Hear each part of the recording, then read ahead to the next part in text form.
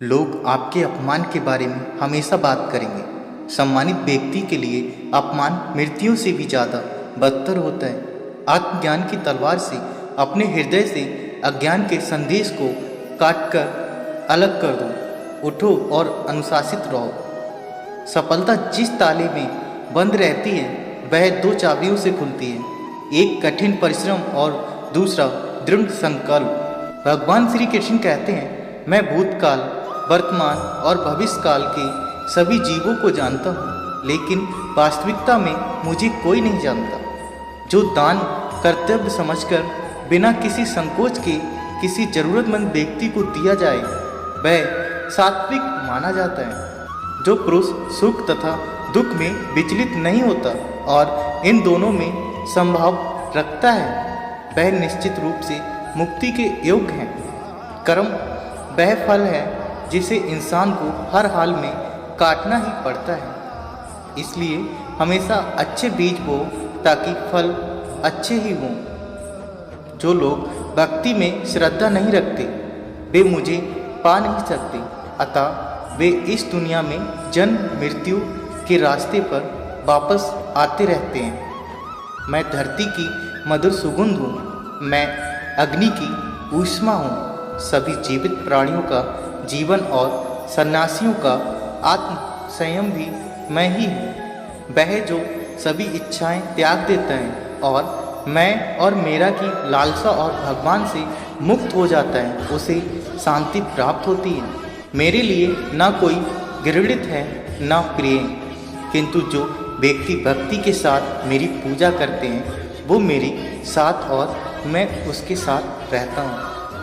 मनुष्य को जीवन में चुनौतियों से भागना नहीं चाहिए और ना ही भाग और ईश्वर की इच्छा जैसे बहानों का प्रयोग करना चाहिए।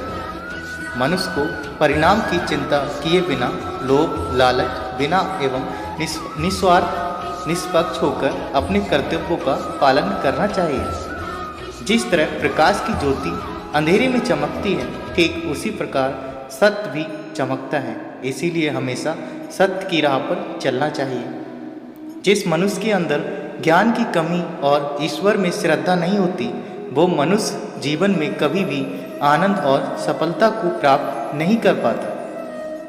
जब जब इस धरती पर पाप अहंकार और अधर्म बढ़ेगा तो उसका विनाश कर धर्म की पुनः स्थापना करने हेतु मैं अवश्य अवतार लूँगा। वह व्यक्ति जो अपनी मृत्यु के समय मुझे याद करते हुए अपना शरीर त्यागता है वह मेरे धाम को प्राप्त होता है और इसमें कोई संशय नहीं है। जन्म लेने वाले के लिए मृत्यु उतनी ही निश्चित है जितना कि मृत होने वाले के लिए जन्म लेना। इसीलिए जो अपर्याय है उस पर शोक मत करो।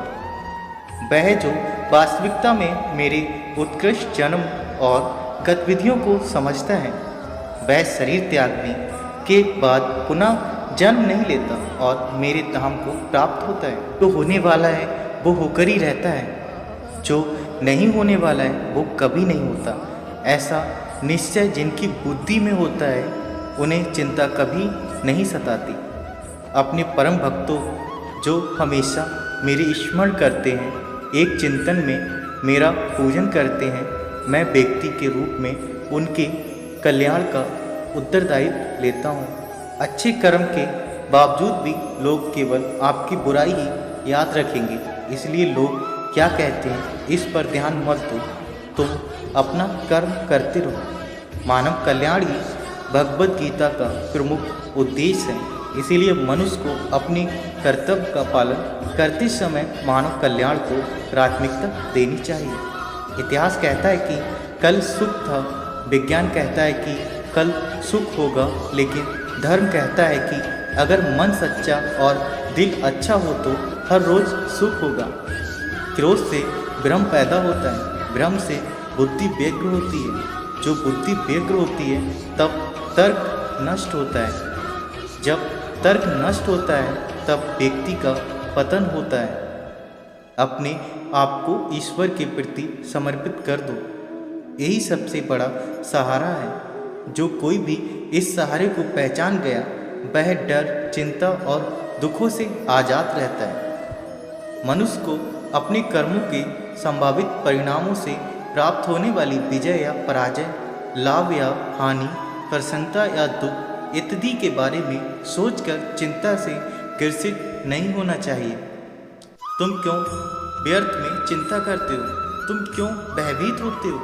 कौन तुम्हें मार सकता है? आत्मा न कभी जन्म लेती है और न ही इसे कोई मार सकता है। ये ही जीवन का अंतिम सत्य है। जिसने मन को जीत लिया उसने पहले ही परमात्मा को प्राप्त कर लिया, क्योंकि उसने शांति प्राप्त कर ली है। ऐसे मनुष्य के लिए सुख दुख, सर्दी गर्मी और मान अपमान एक से हैं। श्रेष्ठ पुरुष को सदैव अपने पद और गरिमा के अनुरूप कार्य करने चाहिए, क्योंकि श्रेष्ठ पुरुष जैसा व्यवहार करेंगे तो इन्हें आदेशों के अनुरूप सामान्य पुरुष भी वैसा ही व्यवहार करेगा।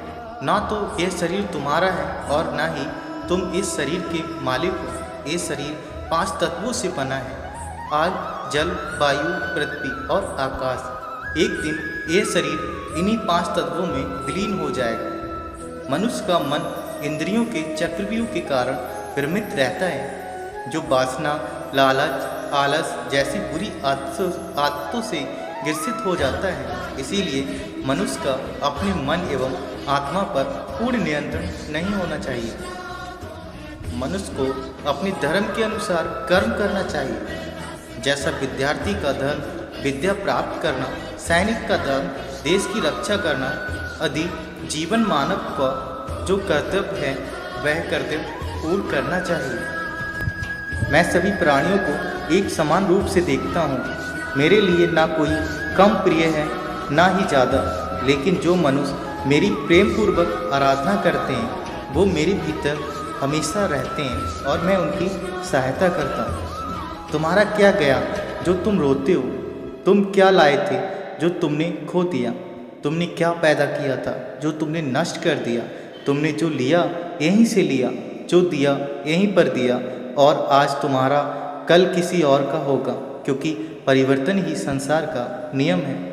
जो मनुष्य जिस प्रकार से ईश्वर का स्मरण करता है उसी के अनुसार ईश्वर उसे फल देते हैं। कंस ने श्री कृष्ण को सदैव मृत्यु के लिए स्मरण किया। श्री कृष्ण ने भी कंस को मृत्यु प्रदान की। अतः परमात्मा को उसी रूप में स्मरण करना चाहिए जिस रूप में मानव उन्हें पाना चाहता है। तो साथियों, कैसे लगी आपको आज की ये वीडियो? कमेंट बॉक्स में जवाब दें। चैनल को सब्सक्राइब करें, वीडियो को लाइक करें और अपने दोस्तों के साथ शेयर करें। धन्यवाद।